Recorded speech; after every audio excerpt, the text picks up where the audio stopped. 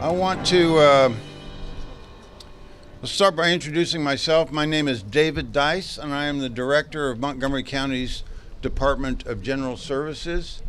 Welcome to the ribbon cutting and opening of the Nebel Street Shelter. Let's hear it.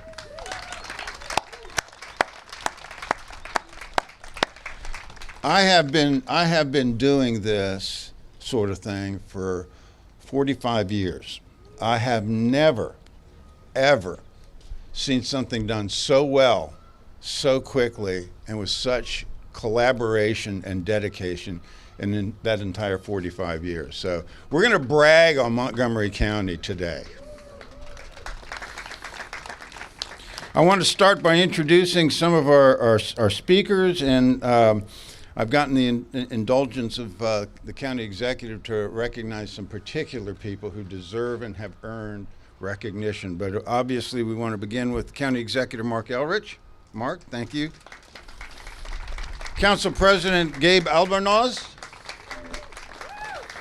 Council Vice President and Chair, Chief of Lead for the on Homelessness, Evan Glass. Council Vice President. Dr. Raymond Crowell with Health and Human Services.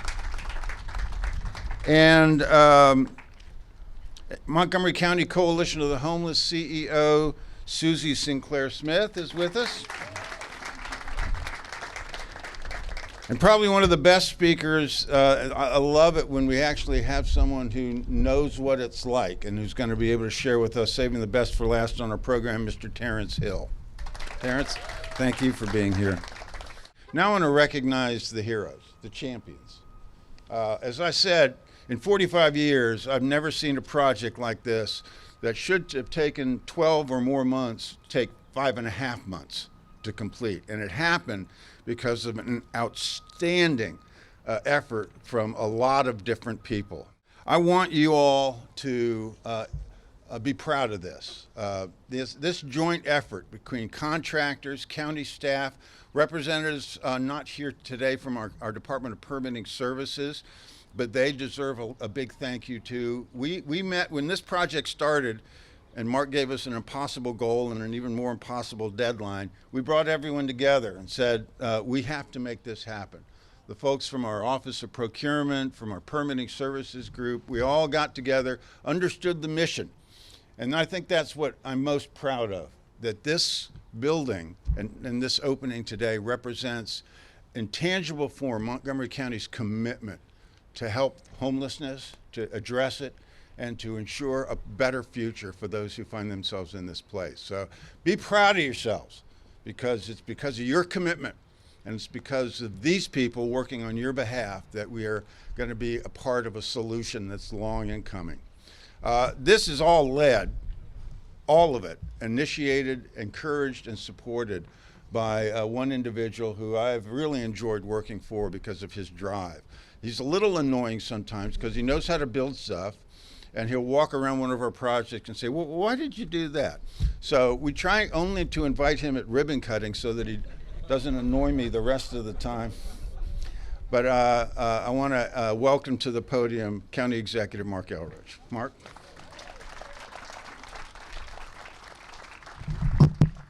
Unfortunately, I think some of what David said is true. I walked through there, and there's a door that I thought should have window on it. The good news was when I told your staff there ought to be windows on these doors, they said yes, they're ordered. I'm really excited to be here. This is a big moment. I came on the council in 2006, and people have been talking about ending homelessness. And we talk about ending homelessness. And we made some great strides with veterans, with families. We made a lot of progress. But with all that said, we still had more than 400 homeless. And we sit with, a policy where you sleep outside most of the year. And we kick you out in the cold. And that was Montgomery County's policy, which seems pretty inconsistent with one of the wealthiest countries in the nation that have that to be the homelessness policy for so long. But it was always limited by, it's always limited by resources. Anytime you have these discussions, like where are you going to get the money from? So I guess in the winter of 2020, I realized that, COVID is going to end and people are, we're going to go back to normal. And I thought about what that meant for the people we had in our shelters, because for the first time we had taken everybody off the street. And I just said to myself, I have no way I can kick people out of shelter and say go back to the street. I wasn't going to do that. And it would have been just wrong. I mean, how do you take something away from people who don't have anything and then say, now the woods are fine, you can go back there again? And so I gave David this impossible mission. I said, I want to find a building and I want to build a shelter. And I want it to be a large shelter. I want to be able to house as many people as we possibly can. So this shelter can house 200 people, and that's what it's set up for, but it could house possibly up to 290 if it were ever needed to do that. So that's not insignificant. And I have thoughts about a second building to make sure we've taken care of everybody possible, and something with a little bit more separation in rooms for people who are ready to transition, much like we transition some people to motels. But I feel we are so close finally to saying that we have made it so that anybody who wants to sleep indoors can sleep indoors. And that is a big deal.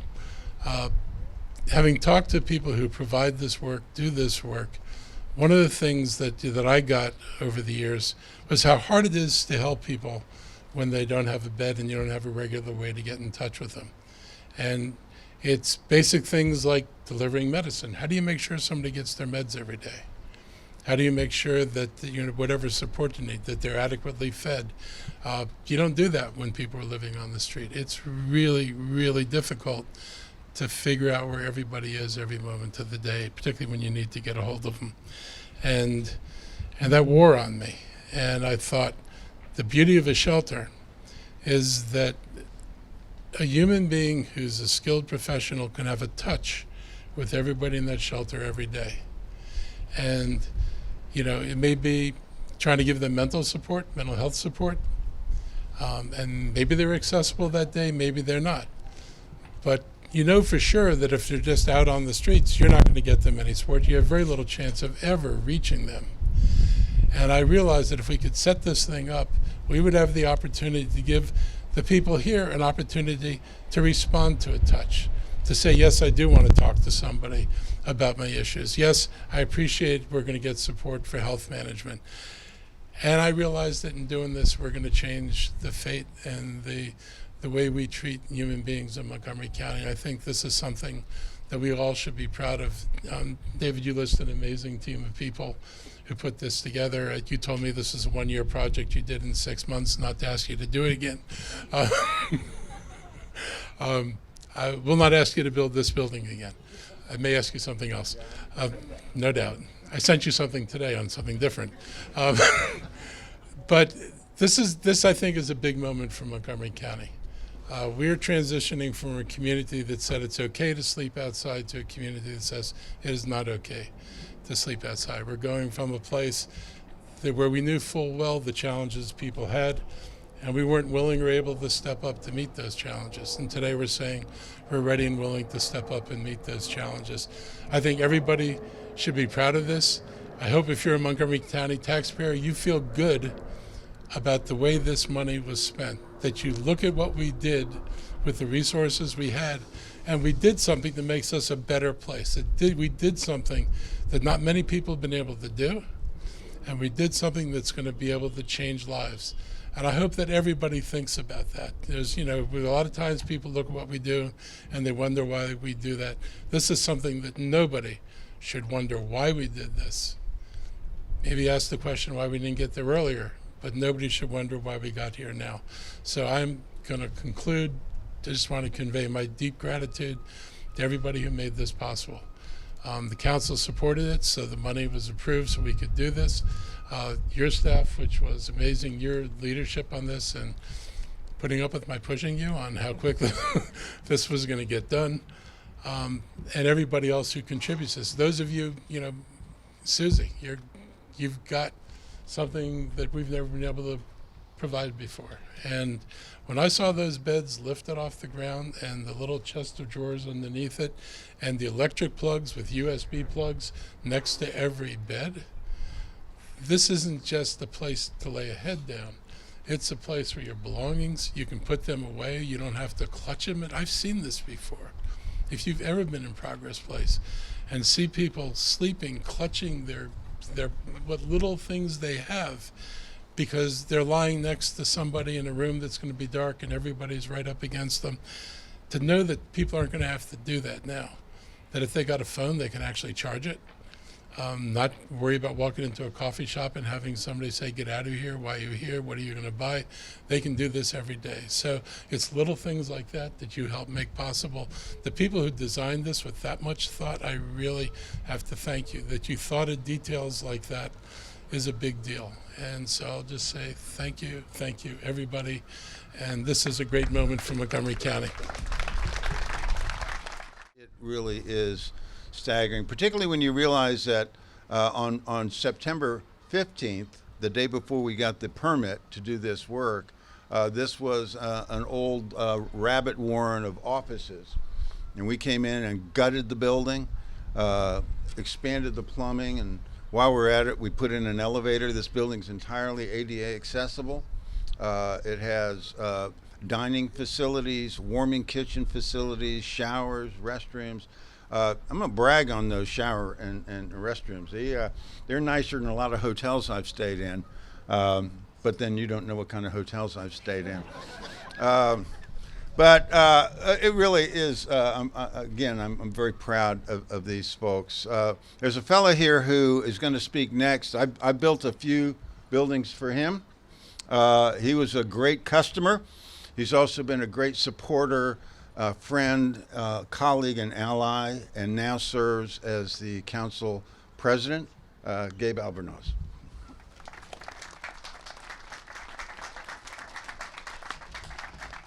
Buenas tardes. What an unbelievably special day. I first want to recognize Councilmember Craig Rice is in the House today, who is also a member of the Health and Human Services Committee. Councilmember Friedson is here as well, whose district is, we're either in it or right on the line of it. But I really want to thank him for his leadership. And in a moment, you will hear from Vice President Glass, who is, as Mr. Dice said, the lead for our vulnerable and homeless populations. And what a special day. So for 12 years, I worked on the executive branch side of this equation. For 3 years, 3.5 years, I've had the honor of serving on the legislative side of this equation. And for 7 years, I worked in the nonprofit sector for the nonprofit side of this equation. And I can say in all honesty, I have never seen us come together in such a quick fashion as I have on this project. It is truly extraordinary. But quite frankly, we should expect nothing less. Because when you think about the leadership and the dedication and the sacrifice of the staff and personnel that make this facility alive and provide the love and support of the people who are in crisis, who come to take advantage of the services here, who come to find somebody who will lend a helping hand, we should expect nothing less than a facility of this quality, a facility that provides a dignity that all of us should expect and demand for all of our residents, especially those that are in crisis. And so as we think through the circumstances that lead somebody to have to walk through these doors, we have to make sure that the facilities that we provide as a county government match the incredible services of MCCH and the other nonprofit organizations who dedicate so much of their lives and of their emotion to making sure that the people who participate in these programs don't stay long and get back on the road to recovery. This is part of a continuum that is part of a system that Montgomery County is absolutely committed to continuing to build. We have to ensure that we have permanent housing for the people that come to these facilities. We have to make sure that we provide quality mental health services and substance abuse training and programs and services for all of these residents. We have to make sure that we provide domestic violence services as well, because we know the challenges and struggles of so many that come to facilities like this. I live just around the corner from here, and that Harris Teeter up the street is a facility that I go to often. We often take my kids when we go pick up our groceries. And when we drive by this facility from now and hopefully forever, I will acknowledge what a special place this is.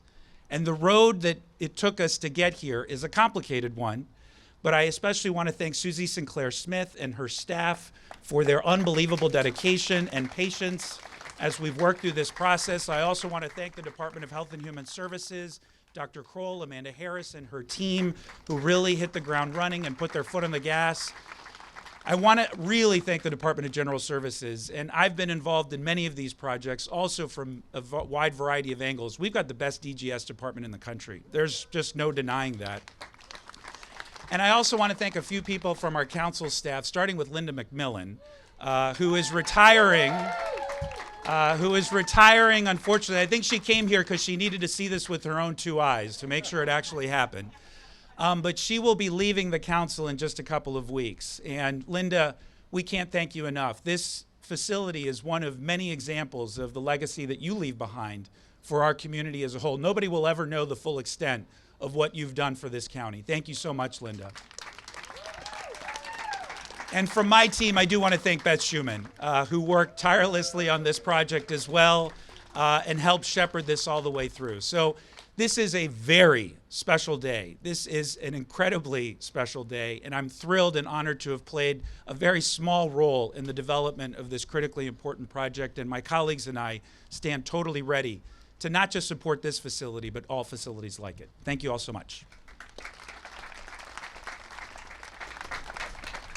Gabe asked me if I wanted him to introduce Councilmember Evan Glass, and I said no, I wanted the privilege. I've known Evan for a while before he became a council member. I look forward to the day when he's most likely council president. I will always admire his socks because he has the same taste in socks that I do. See, look at that. But Evan is absolutely and unequivocally committed to ending homelessness in Montgomery County. It's been a commitment of his adult life and career, and I hope he's pleased with what we've done. Sometimes I'll get a little anxious, go in front of committee, and have Councilmember Glass sort of look down at me and ask me a Mr. Dice question. So hopefully today it's a day of celebration, and a man who is a great colleague and great friend, Councilmember Evan Glass.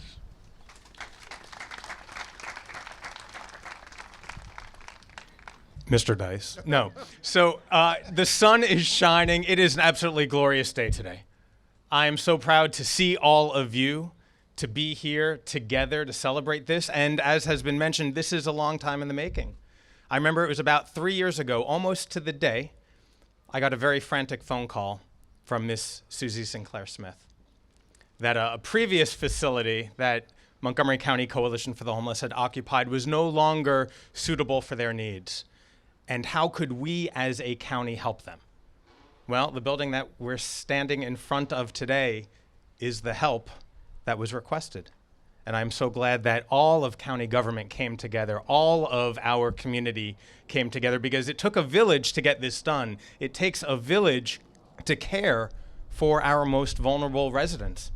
And before this facility was ever thought of, Montgomery County has been doing just that. We stand on the shoulders of so many people here in Montgomery County, from community leaders and activists, faith leaders, social service providers, and those in elected and unelected county government who recognized the dignity and self-worth that every resident has, and that these types of facilities are so important as an outward sign of our values.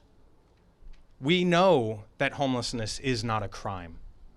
And yet we need to continue making sure that those who are experiencing homelessness have every opportunity to succeed. And the building right behind me not only provides the shelter, it provides the food, it provides educational opportunities.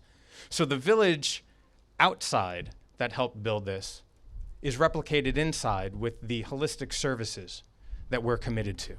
And I have been to every shelter in Montgomery County in the capacity of serving as the council's point person on homelessness and vulnerable communities. I have actually already been to this facility twice. I'm looking forward to the third time in a few minutes. I look forward to coming back and seeing the incredible services that this provides, making sure that we help lift every single resident in Montgomery County. We provide them a guide path on the continuum of care, and we continue putting our values and morals in our budgets to make sure that we have more of these facilities in the future. So thank you all for being here today, and thank you for your support for our most vulnerable residents in Montgomery County. Internally, I always have a customer, a client, and my client, and internally, in this case, I had a lot of clients on this one, but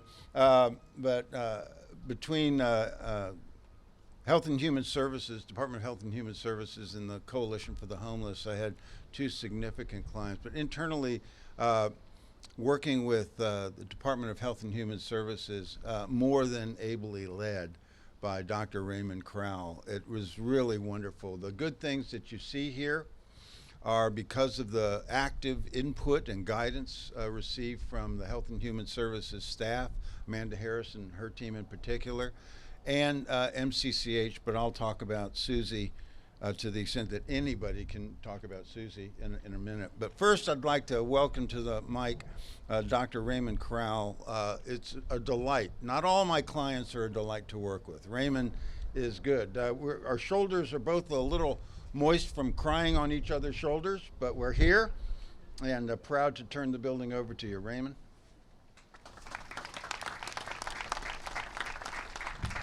Thank you, Mr. Dice. Today they're tears of joy. Yes. I've had two great moments this week. We had a tragedy on Thursday, as people are aware of, a fire in the county that left a lot of people displaced from their homes and in need of a lot of services. But 24 hours later, the contributions that had poured in from across the county exceeded anything that we have ever raised to support homeless families or persons who've been displaced in the time that I have been in the county. For me, it was a message about the heart of Montgomery County and the willingness of the people of this county to serve and help support those folks who are more vulnerable and who are vulnerable and have a need. Today is the second point of pride for me today.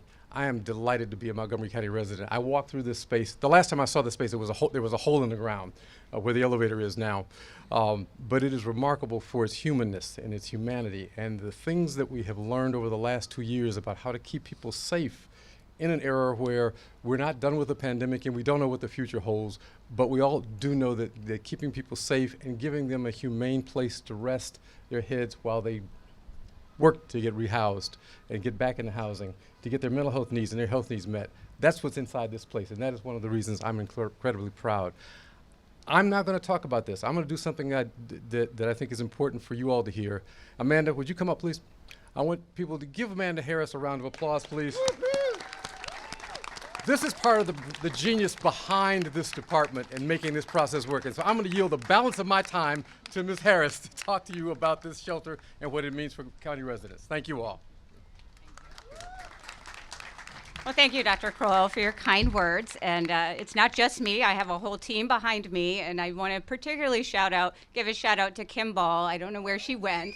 But Kim is our Homeless Services Administrator. And I tend to be the ideas person. I'm like, let's do this. This is great. Make it happen tomorrow. And Kim comes and says, have you thought about this? Have you asked this question? What about this? What about contracting? What about procurement? And so I'm so grateful to have her by my side to make all of this happen. There's a lot of stuff that happens in the background. So thank you. Thank you, Kim Ball. And there are so many other people to thank, and it would take all day to thank everyone involved. But I want to mention the People's Committee. So the People's Committee is part of the Interagency Commission on Homelessness, and it is made up entirely of people with lived experience of homelessness. And you will actually hear from a People's Committee member in just a little bit. But they have had a serious influence on not just the facility layout, but also the program design. We have listened to them, we have heard their feedback. They had made some really important recommendations about ensuring that we have private spaces, that we have access to computers, that there's some smaller sleeping quarters. I remember hearing from Riva, one of the People's Committee members, saying, it's so hard to sleep at night when you have all these women in one room and somebody is snoring so loud. So it's really great that we can kind of spread people out. And so I'm just so thankful for their input and their commitment to this. And we really want to make sure that we have meaningful participation from people with lived experience, because their opinion matters more than anybody else's. They're the ones who had to sleep here. So I also want to say that this shelter is great and lovely, and I'm super excited, but it's not the only shelter that we have. By opening this facility, we've actually been able to make improvements in all our shelter facilities. So these same great building design and these service ideas that we're bringing to Nebel, we will now be able to bring to our other facilities. We actually just opened another shelter at Krause Branch, a sprung shelter, and that happened during the pandemic, so there wasn't a lot of hoorah about it, but it is also a very nice facility, and I encourage you to go and take a tour. So this is part of the larger continuum in ensuring that everybody has a place that is filled with hope and dignity as we quickly connect them to permanent housing. And I also want to say, the last 2 years have been incredibly challenging, and I would be remiss if I did not extend such gratitude to the Department of Rec and to the neighbors of Long Branch and the Cofield recreational facilities. No one knew that we were going to be using those spaces for 2 years. When we scrambled and found those locations, we thought, we'll be out of here in 2 months. This COVID thing, it'll pass. It did not pass. So I'm just so grateful for the use of those facilities and for the support of the neighbors, and I'm very happy to be giving their spaces back. And to Raymond's point, the explosion that happened in Littonsville, and it's actually right next to the Cofield recreational facility where we're using it as a women's shelter. And so the Interfaith Works partnered with county officials. They were able to open up that space to the neighbors.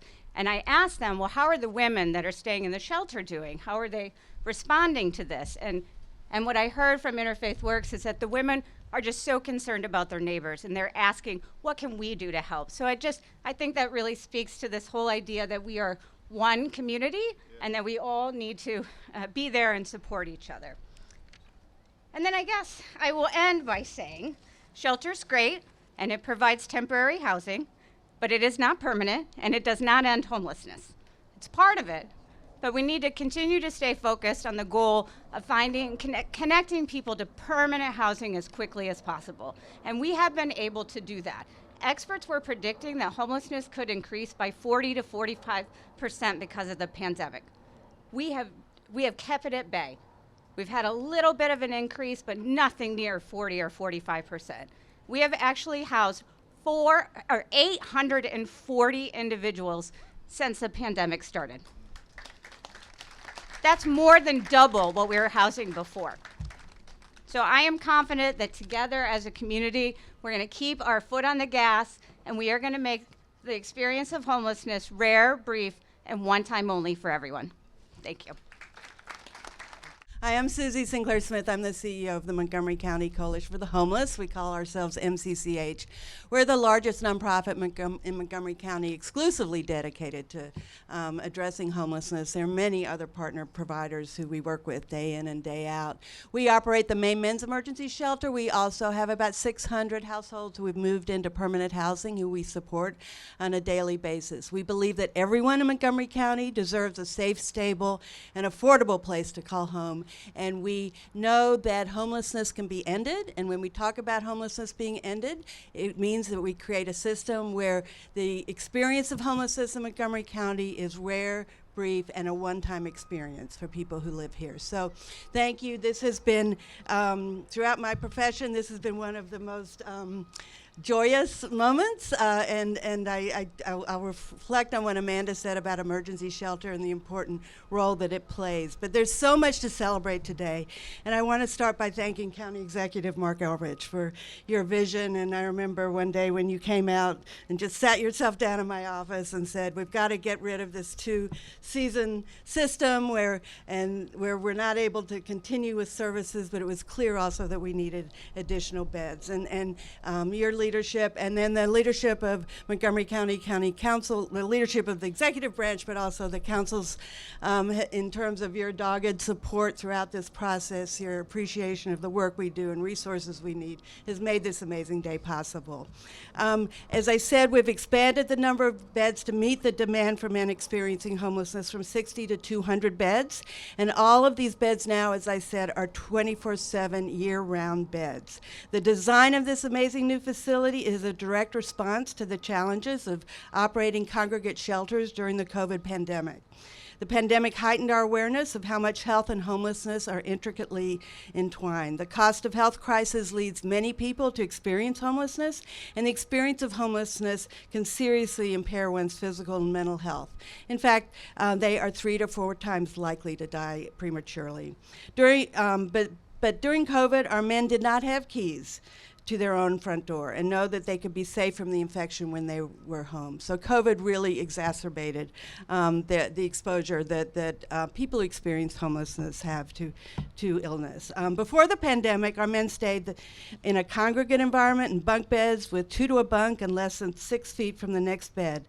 With the support of the county, we expanded our locations from 1 to 3 locations during the pandemic to create social distancing opportunities, and also place men in motels who had tested positive or were vulnerable to infection. Again, we are truly grateful to the Department of Recreation and the Long Branch, and on behalf of our sister Interfaith Works, the Cofield community as well, for offering your facilities during this time. Please know that you did save many lives by doing that.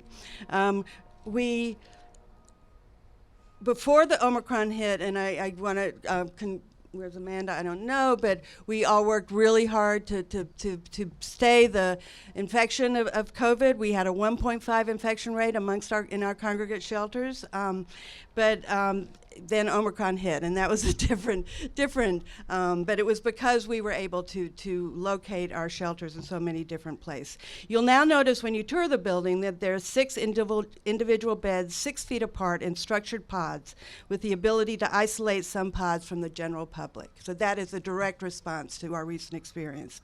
MCCH shelter program serves male county residents, majority of whom are residents. If someone from outside the county comes to our shelter, we help them reconnect to where they came from within 30 days, who in addition to experiencing homelessness also are considered low income. The majority of MCCH clients earn less than 30% of the area median income and experience challenges in locating affordable housing. Many have physical illnesses, physical disabilities, mental health disorders, or disabilities, substance use disorders, or have experienced domestic abuse, as Council Chair Albanos mentioned. In a typical year before the pandemic, 50% of the participants in our program had a disability. When men experience homelessness in Montgomery County, MCCH shelter program is often the first step for quickly resolving their homelessness. Emergency shelters play an essential role in the homeless assistance system, providing a safe place for people to land to address their crisis and then move on quickly to housing. With the data that we collect from our client, shelters are in a unique position to monitor trends such as which populations are entering the system, which are taking longer to exit, and what, for instance, racial disparities may exist in our homeless system outputs. As noted in the program, and I'm not going to read it, MCCH provides a rich array of services on site at our shelter to help our men move out quickly into housing, including case management, primary mental health care, employment, just to name a few. For those of you, and one thing that, and I can't speak more about our principals meetings and our more than weekly engagement with DGS. We are thrilled that these resources are now easily accessible at one location to all men in the program, and placed in locations throughout the building that draw client engagement. And for those of you who are here today who donate the over 100,000 meals each year to our program, you'll be thrilled with our new state-of-the-art kitchen. We are now seeing men who have become newly homeless due to employment and housing challenges created by the COVID pandemic. With new COVID relief permanent housing resources that were mentioned, MCCH was able to move a record number of 200 men out of the shelter just last year. We truly believe that we will be able to accelerate this progress now that all of our systems, all of our services are easily accessible on site. And finally, this awesome new facility shows what can be accomplished through a robust public-private partnership. Having operated the men's shelter program for over 30 years, we actually started it in trailers next to the what was known as the dump 30 years ago. The county government engaged MCCH in playing a pivotal role in bringing our extensive operational experience to help adapt what was a large two-story office building to a state-of-the-art facility designed to help men quickly exit from homelessness into permanent housing. Not only did this building get constructed in record time, it was a true labor of love as we learned from each other our respective areas of expertise and brought our vision into reality together. And as I've said beforehand, I'm really going to miss our weekly principals meeting. It just really I'm afraid I might lose some of my staff to DGS because they got so involved in it. So thank you again to County Executive Elrich, also to your executive branches, both DGS and Department of Health and Human Services. A huge thank you to, and also your awesome staff, and a huge thank you to the council. I do want to especially give a thank you to the Long Branch community that housed, I think, about 60 men during the pandemic. This resulted in their not having access to their community resources. I just realized that my husband, in fact, worked with Senior Planet at the Long Branch Recreation Center, teaching seniors computer skills and know what essential role these community centers play in their community. So it brings me great joy, in addition to this shelter opening today, to be able to return the recreation centers back to the communities. And then I would be remiss if I did not thank my incredibly awesome staff. We have about 150 staff, particularly those who are overseeing the shelter. My Chief Programs Officer, Jen Schiller, who David Dice says he might hire, but he better not, because she brought the joy and love and life of our program into these design meetings. Jay Scopin, Lisa Wilson, and forgive me, our director and our operations manager were integral, and I see Ace Thompson, who worked with us for like 40 years or something, come back to visit us. It's so wonderful to have you here. But we really love what we do. We know we can end homelessness in Montgomery County. We value our essential partner as a nonprofit with the county government in this work. I now have the honor of introducing Terrence Hill. Terrence is now the lead chef at Adventist Shady Grove Hospital. In addition to the lead chef, he also manages, which I'm very impressed because of my lack of cooking ability, he manages catering and special events and also food for the patients. As Amanda mentioned, he is a commissioner of the Interagency Commission on Homelessness and also is a member of the People's Committee. So, thank you. I'm thankful to be in this part of the county because when I needed help, they were there for me. My story has a lot of chapters, and some of them were good, and some of them were very, very dark. A good chapter was when I was the lead technician for President Obama's both inaugurations. I worked with the Teamsters for a lot of years, and people trusted that I would get the job done. When I experienced homelessness was one of the most darkest times of my life. When I came to the men's shelter several years ago, I was devastated. I couldn't see any light at the end of the tunnel. Even though I did, I thought that light was a train. When I experienced what I experienced, only became relevant now and seeing the importance of it. I didn't know then, but I knew the shelter and the supportive housing program gave my life back to me. It gave me even more, something more important, which is hope. The shelter connected me with Cornerstone. I got mental treatment for the first time. They helped me start my recovery to manage my situation because I had developed a substance abuse problem at that time. Needless to say, I'm clean now, and I take that very seriously. Yeah. Another experience, my case manager, Don, was a good sounding board, making suggestions to letting me know to take certain steps when I was ready. Abigail, the employment center, built my confidence by helping me with my resume, applying for jobs, and doing mock interviews. But by taking personal responsibility, the difference was made for me. I saw that my efforts could determine my outcome. I learned that small successes were important to me. When I could get clean and actually put on clean clothes, I felt really a lot better, and that became very important. Those little small things that we sometimes take for granted, but when they're not there, it does something to your esteem. I learned that my environment, it could be great. It's my perception.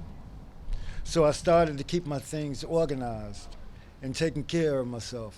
And I became more interested in self-care. The meal programs had a big impact on me. The donors brought the spirit of helpfulness and giving. That has guided me how I am now. I want to bring that kindness of service to others that they so freely gave me. At the shelter, I learned to manage my time better because I was always in front of the line first so that I can eat. It was just like being punctual. That actually, come to think about it, just the reception from the donors and their smiles and their greetings and their warmness, it impacted my day, because it was so dark at that time. But those little things helped me along the way. When I first met Kevin, he was my case manager in the beginning. I didn't want to expect too much because so many times I expected and I got disappointed. And my days were filled with a lot of gloom, and I didn't want to add on to that. But we had found an apartment for me, and I was approved for that apartment. And I was moved with so much happiness and from the donors supporting me, giving me the necessary items I needed to furnish that apartment, along with MCCH. That has me choked up to this moment now. My life's chapter is good now. As I said, I am the head cook at a Venice Hospital, Shady Grove location. I started walking to work, then I brought a bicycle, and from that bicycle, I purchased a car because I learned how to save my money and be patient. So I'm happy with that. Yeah. I want my experience to help others. I'm so proud to say I was appointed to the Interagency Commission on the Homelessness. I can honestly say without the shelter and all the people and services and donors and resources, I probably would be dead right now. And it's no joke. This shelter opening will help hundreds to restart their lives just like I did. With that in mind, I want to say thanks first to God for giving me this opportunity to be here and to see this. Wow. I'd like to honorably thank yourself, Mr. Elrich, for being here and the support, and all your officials and county government officials. Definitely would like to once again to thank all the donors and their support. And I really would like to thank my daughter and her husband who showed up for me today. See, not only did the shelter help me regain my life and to recover, it also allowed them to recover and to once again have that confidence in me. But without you all, I couldn't have done it. And thank you very much.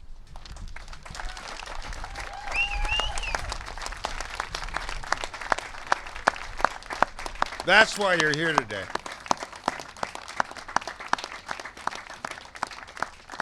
Mr. Hill, thank you very much. What a wonderful story. A great tale, great success. Again, this is why we do these things.